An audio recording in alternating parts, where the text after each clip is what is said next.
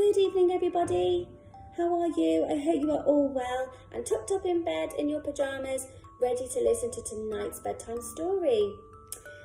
The one I have chosen tonight is The Lion Inside, and I really like this story because it just shows you don't have to be the tallest or the strongest animal in the jungle to have your little voice heard.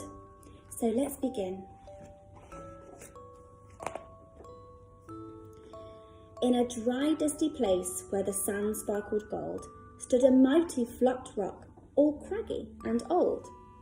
And under that rock, in a tiny full house, lived the littlest, quietest, meekest brown mouse.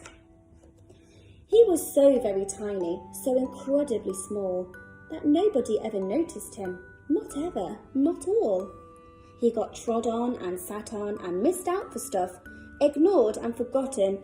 Yes, little mouse life was really tough. Meanwhile, far above, on top of the rock, times were quite different because it was lion o'clock.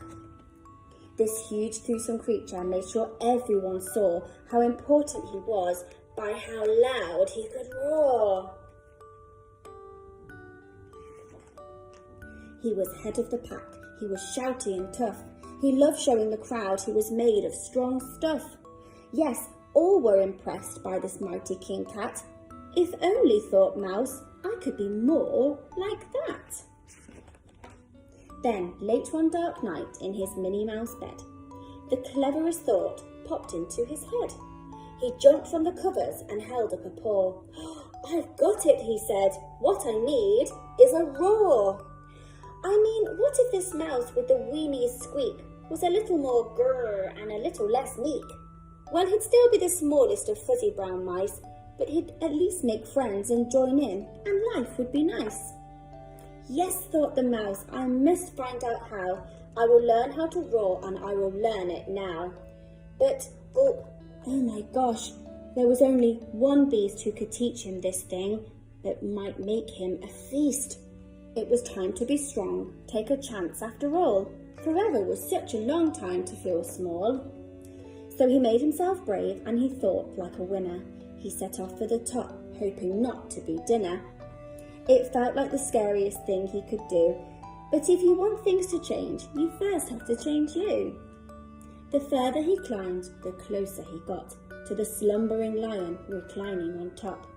Then at last, as he stood on his tippity toes, he found himself suddenly nose to nose. Pardon me. Wake up, Mr. Lion, you've got company. Squeak, Mr. Lion, what I've come to you for is, Squeak, do you think you could teach me your roar?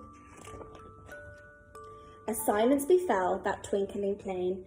Lion opened his eyes and puffed out his mane. Time slowed right down. Why, it felt like a week. Then he opened his mouth and let out a eek.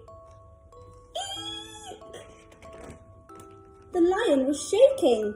His paws were all a fumble. He was backing away with a terrible stumble.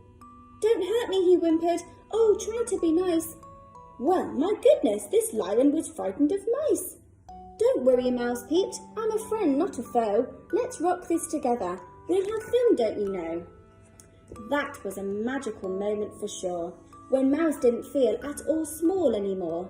He had found his true voice and learned to speak out.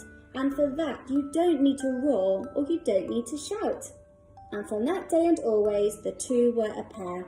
They both liked that rock better. Now that rock was to share. The mouse, while still little, felt big in his head. And Lion, he still roared, but with laughter instead.